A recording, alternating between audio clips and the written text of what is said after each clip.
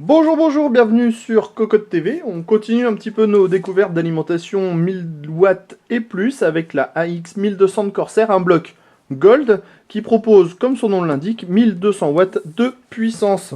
Un bloc qu'on testera avec une grosse configuration, à savoir un processeur en hexacore en provenance de chez Intel et pas moins de 2 GTX 580, histoire de faire parler un petit peu la poudre.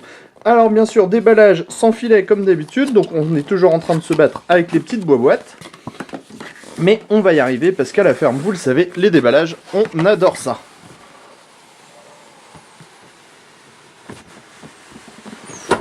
Hop!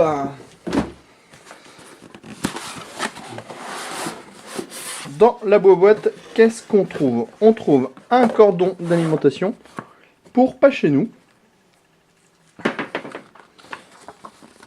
Un petit guide très complet qui vous explique ce que vous avez comme alimentation. Une petite notice qui est donc la même pour les 750, 850 et 1200 watts.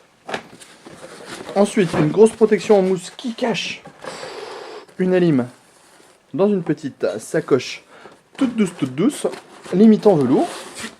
Une autre sacoche pour les câbles.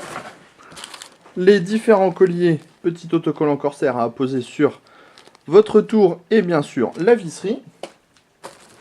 Et le bloc toujours dans sa housse, mais on va se séparer de la grosse boîte histoire d'être un petit peu tranquille et travailler dans de meilleures conditions.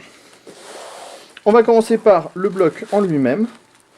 Donc vous voyez le bundle est vraiment super sympa, c'est du traitement très haut de gamme. On a ensuite hop, une petite protection en plastique. Et on a le bloc. Le bloc, bien sûr, la taille, pas vraiment standard, c'est du gros bloc énorme. Ventilateur 120 mm, ça c'est plutôt classique. On a les différents autocollants de la marque qui nous apprennent qu'on a 1200 watts. Et puis on a un peu de doré, histoire de savoir qu'on est bien face à un bloc Gold. À l'arrière, on a tous les connecteurs pour les différents câbles. On voit que l'alimentation est vraiment modulaire, même pour le 24 broches et pour le 8 pins CPU. D'ailleurs, on peut même parler de 2 8 pins CPU sur ce modèle-là. À l'arrière, on a un gros power on, la prise d'alimentation et une grille design nid d'abeille. Pour les caractéristiques techniques, on va vous donner ça tout de suite. On a un 3V3 de 30 A, un 5V de 30 A et un rail 12V de, seulement 100 A pour 1200 watts. Bref, 3 fois rien pour un rail 12V. Ensuite, on a la petite sacoche avec toujours du câble et du câble. Alors on va passer plus rapidement parce que les câbles sur la Corsair en 1200 watts, il y en a un petit peu beaucoup à profusion. Alors par exemple, on peut vous dire un 8 pin, un 6-8 pin PCI Express, un deuxième 6-8 pin PCI Express,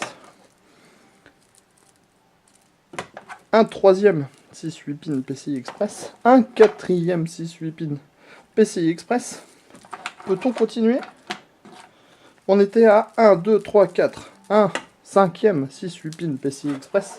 Un sixième 6-8 pin PCI Express. Et on s'arrête là pour les 6-8 pin PCI Express qui nous donnent déjà 3 cartes graphiques en slide. Ensuite, on a deux câbles, un en 4-8 pin CPU et un en 8 pin CPU. On a notre petit 24 broches pour la lime. Et ensuite, on a des câbles plats pour les différentes prises Molex et SATA. Autant dire qu'on a beaucoup de choses. Et comme toujours chez Corsair, on a une excellente finition avec du câble qui est gainé bien comme il faut, mais on n'a pas la gaine qui est collée cette fois-ci, alors que sur d'autres modèles, on avait cette gaine qui était collée, comme chez Seasonic. On va arrêter là pour cette alim. On vous prépare le test bientôt avec, bien sûr, la Corsair High Current Pro, elle aussi en 1200 watts, et la Unkei, elle aussi en 1200 watts. Donc 3600 watts sur la ferme, ça sera bientôt.